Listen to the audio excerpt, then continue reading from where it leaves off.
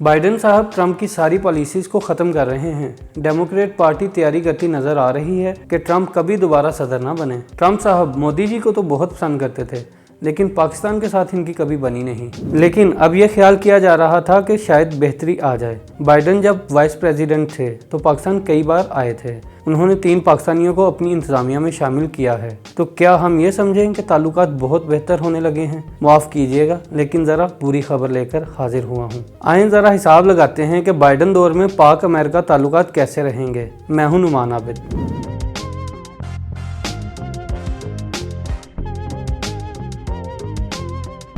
President Biden के ताल्लुकात पाकिस्तान से कैसे रहेंगे, ये समझने के लिए हमें देखना पड़ेगा कि इस पूरे खित्ते से इनके ताल्लुकात कैसे होंगे, क्योंकि जियो स्ट्रेटेजिक पॉलिसीज एक खित्ते के लिए बनाई जाती हैं। ऐसा मुमकिन नहीं है कि किसी एक मुल्क के लिए ऐसी खारजा पॉलिसीज बना लें जो इस खित्ते के लिए बनाई हुई खारजा पॉलिसी से मेल ना खाए। हमें अमेरिका और पाकिस्तान के रिलेशंस को समझने से पहले अमेरिका के पूरे सब कॉन्टिनेंट के साथ ताल्लुकात को देखना पड़ेगा, बल्कि पूरे एशिया के साथ ताल्लुकात को देखना पड़ेगा। तकरीबन 30 साल से अमेरिका दुनिया की वाहिद सुपर पावर का स्टेटस एंजॉय कर रहा है। सोवियत यूनियन के खात्मे के बाद अमेरिका को दुनिया में चैलेंज करने वाला कोई नहीं बचा था। उन वर्षों में अमेरिका ने जो दिल चाहा किया, बिला वजह इराक को तहस नहस करके रख दिया। जिस मुल्क पर चाहा पाबंदियां लगा दी, जहां चाहा ड्रोन्स भेज दिए। किसी आलमी कानून या इखलाकियात को मानने की जरूरत नहीं है।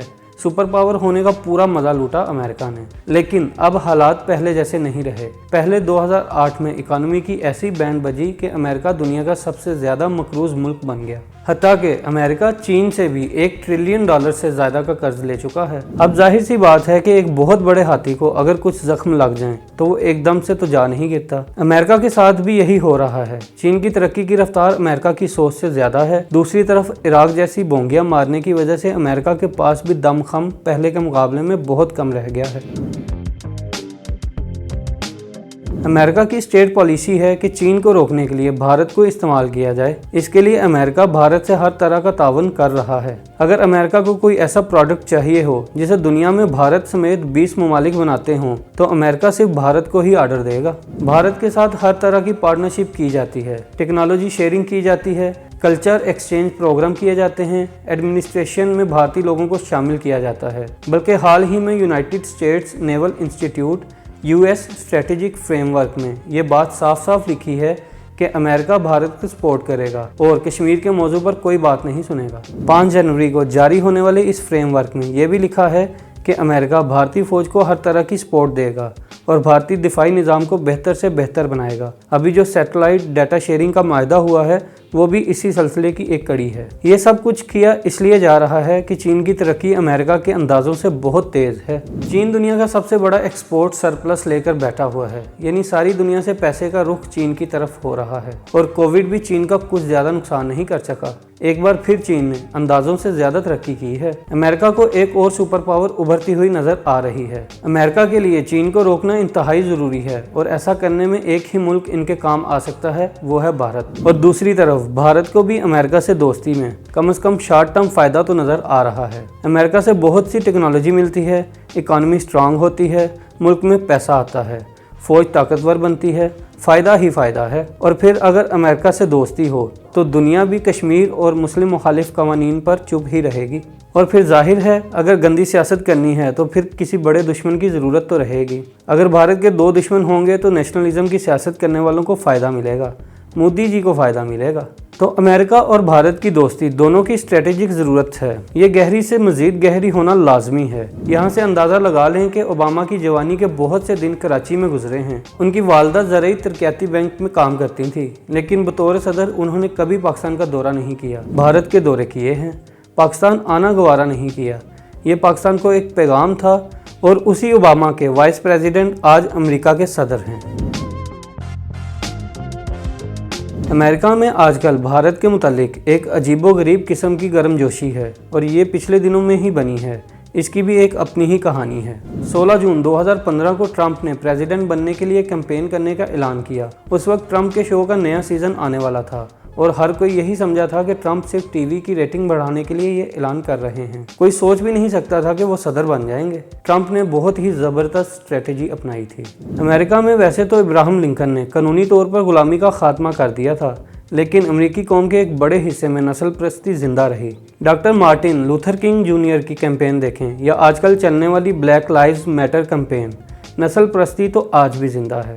آج یہ مانا جاتا ہے کہ ترقی یافتہ ممالک میں امریکہ دنیا کا سب سے زیادہ نسل پرست ملک ہے، لیکن ظاہر ہے سیاستدان کبھی بھی نسل پرستی کا دفاع نہیں کرتے تھے۔ وہ سب سیاستدان اپنے آپ کو سب مذاہب کی عزت کرنے والا اور سب لوگوں کا درد رکھنے والا بنا کر خود کو پیش کرتے تھے۔ مسلم دنیا کے ولن پریزیڈنٹ بش بھی رمضان میں افطار ڈنر دیا کرتے تھے، لیکن ٹرمپ نے پہلی بار کھلے عام نسل پرستوں کی حمایت کی۔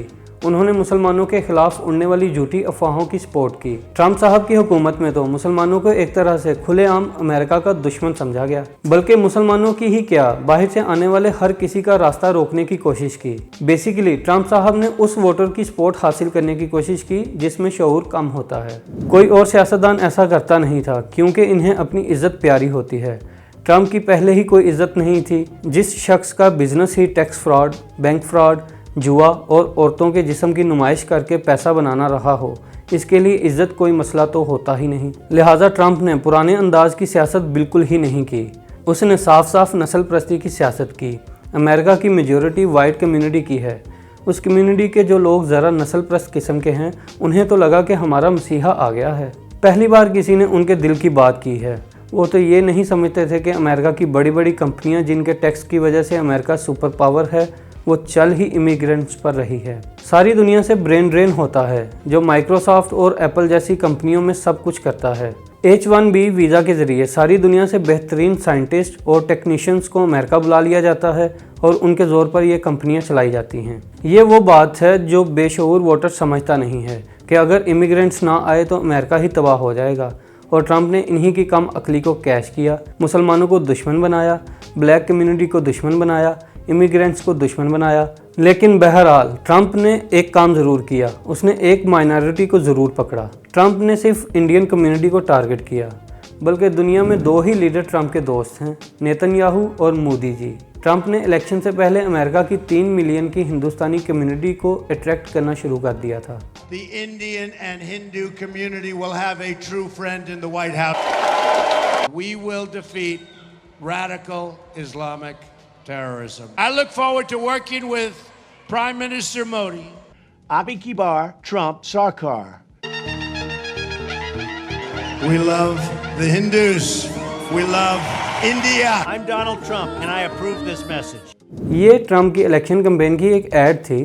پہلی بار کسی نے بھارتی اور ہندو کمیونٹی کو اس طرح سے ٹارگٹ کیا تھا، ظاہر ہے بھرپور سپورٹ ملنا ہی تھی، اور یہ ایک ایسی کمیونٹی ہے جس کو سپورٹ کرنے کی وجہ سے کوئی دوسری کمیونٹی افیکٹ نہیں ہوتی۔ صرف پاکستانی کمیونٹی اس بات سے تھوڑی ڈسٹرب ہو سکتی ہے، لیکن پاکستانی کمیونٹی صرف 5 لاکھ لوگوں کی ہے، اور پھر پاکستانی کمیونٹی زیادہ تر مسلمانوں کی ہے، تو اس ووٹ کو ویسے ہی ٹرمپ صاحب فارغ کر چکے تھے۔ پورے امریکہ میں 3.7 ملین مسلمان ہیں۔ ٹرمپ نے ان کو ولن بنا کر سارا نسل پرست سفید فام ووٹ بھی پکڑ لیا، اور ہندو اور انڈین کا شور مچا کر 3 ملین کی کمیونٹی کو بھی اپنے ساتھ ملا لیا۔ سیاست کی ماسٹر سٹروک تھی یہ جو ٹرمپ نے کھیلی۔ آج بائیڈن اس طرح کی نسل پرست سیاست نہیں کر رہے، لیکن انہیں بھی اندازہ ہو گیا ہے کہ انڈین کمیونٹی الیکشنز میں بھی ایک بڑا رول پلے کرتی ہے، اور دوسری طرف انڈیا کے ساتھ ایک بہت بڑی پارٹنرشپ ویسے بھی ان کی ضرورت ہے، کیونکہ چین کو روکنا ہے۔ ایک زبردست انداز میں ترقی کرتے ہوئے چین کو روکنے کے لیے ایک زبردست انداز میں ترقی کرتا ہوا بھارت ضروری ہے۔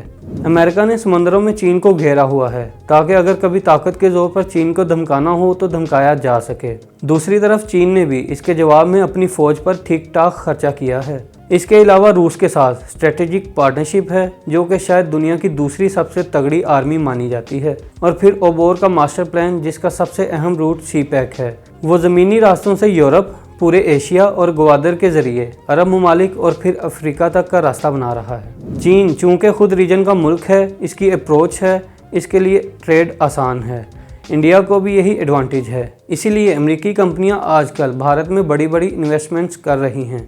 क्योंकि वो भारत को चीन के मुकाबले में खड़ा करना चाहते हैं। और दूसरी तरफ हुकूमती सतह पर पार्टनरशिप मज़ीद मुस्तहकम करने के लिए बाइडन ने 20 भारतीय नजात लोगों को अपनी इंतज़ामिया में शामिल किया है। इन सब लोगों का काम यह है कि दोनों मुल्कों का राब्ता मजबूत करें, ऐसी अपॉर्चुनिटीज़ को तलाश करें कि दोनों मुल्कों का ज़्यादा से ज़्यादा फ़ायदा हो सके। और फिर अमेरिका की वाइस प्रेसिडेंट कमाला हैरिस भी अपनी इंडियन हेरिटेज को सियासत में कैश करवाती हैं। यानी इस वक्त इसराइल के बाद अमेरिका का दुनिया में सबसे क्लोज फ्रेंड जो है वो है भारत। और भारतीय कम्युनिटी की अमेरिकी सियासत में बहुत अहमियत है और भारत की ज़रूरत तो अमेरिका को बहुत ज़्यादा है चीन को रोकने के लिए। पाकिस्तान चीन का सबसे अच्छा दोस्त है और भारत का सबसे बुरा दुश्मन।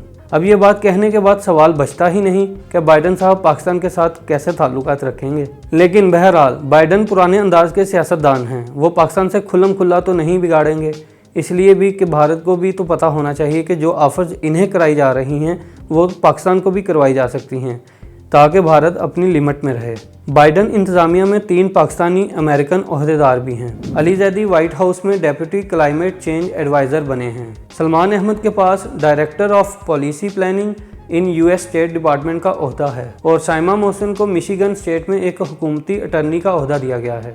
यानी पाकिस्तानियों की रिप्रेजेंटेशन तो हो गई, लेकिन कोई अहम ओहदा हरगिज़ नहीं मिला। और ये जाहिर भी था कोई प्रो पाकिस्तान बंदा बाइडन इंतज़ामिया में कहीं भी अहम ओहदा नहीं ले सकता।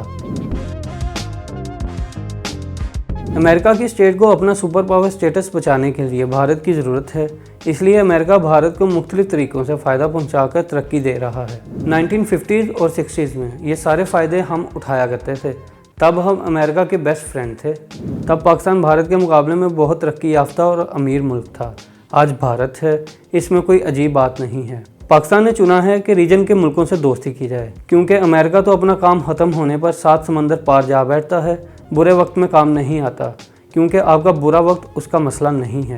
रीजन के अपने मुल्क बुरे वक्त में काम आते हैं, क्योंकि आपके यहाँ कोई मसला होगा तो साथ वाले मुल्क को भी मसला बनेगा। चीन भी यही बात समझता है, इसलिए वो जब भी पाकिस्तान से कोई माहिदा करता है तो ख्याल रखता है कि दोनों मुल्कों का फ़ायदा हो। अमेरिका ने हमारे बारे में फ़ैसला कर लिया है और हमने अमेरिका के बारे में। अमेरिका से हमें कोई फेवर्स नहीं मिलने, लेकिन इसका मतलब ये नहीं कि पाकिस्तान तरक्की नहीं करेगा। चीन ने भी अमेरिका की पूरी मुखालफत के बावजूद बहुत तरक्की की है। हमारा असल मसला तो है करप्शन। पैसा हो तो आप डिग्री हासिल कर सकते हैं, पैसा हो तो आप नौकरी हासिल कर सकते हैं, और पैसा हो तो आप अपने हक में कोई भी फैसला करवा सकते हैं। पैसा हो तो आप इलेक्शन भी जीत सकते हैं, और पैसे के ज़ोर पर आप बेइंसाफ़ी करें और मज़ीद पैसा हासिल करें, आपको कोई नहीं रोकेगा। सारा निज़ाम करप्शन की वजह से तबाह हुआ पड़ा है।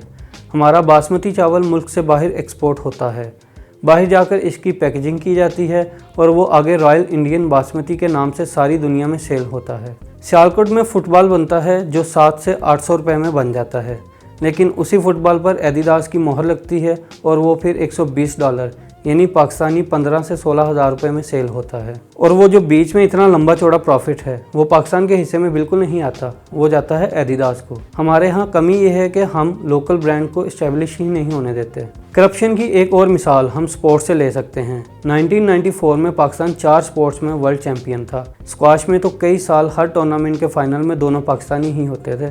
क्रिकेट में हमारा एक ही वर्ल्ड कप है और हॉकी में 4 हैं। कभी अशरफ ताई और कभी हुसैन शाह अचानक ही कोई मेडल ले आते हैं। यानी स्पोर्ट्स में बहुत अच्छा रिकॉर्ड था। और आज हम 100 अरब रुपए लगाकर भी स्पोर्ट्स में कहाँ खड़े हैं। अगर हम कॉटन एक्सपोर्ट कर रहे हों तो बीच में ईंटें रख देते हैं ताकि वज़न बढ़ जाए। तो भाई इस तरह कौन दोबारा ऑर्डर देगा। हमारा मसला हम खुद हैं। हम यूनिवर्सिटी पर यूनिवर्सिटी खोल रहे हैं, लेकिन क्वालिटी ऑफ एजुकेशन की तरफ कोई काम नहीं कर रहे। रिसर्च में दुनिया की 500 यूनिवर्सिटीज़ की लिस्ट में हम कहीं नहीं आते। कोई इनोवेशन नहीं हो रही, साइंस का काम नहीं हो रहा। ये मसला है हमारा। अमेरिका से ताल्लुकात मसला नहीं है। सिंगापुर लाहौर से आधा है और $300 बिलियन की एक्सपोर्ट्स हैं, जबकि हमारी सिर्फ $24 बिलियन की एक्सपोर्ट्स हैं। सॉरी मैं ज़रा जज्बाती हो गया था, लेकिन बात यही है कि अमेरिका से हमारे ताल्लुकात अच्छे नहीं रहने, ख़ास तौर पर बाइडन की इंतज़ामिया में। लेकिन इसका ये मतलब हरगिज़ नहीं कि ये बात पाकिस्तान के लिए बुरी है। पाकिस्तान चाहे तो कुछ भी कर सकता है और मुझे पूरी उम्मीद है कि करेगा भी।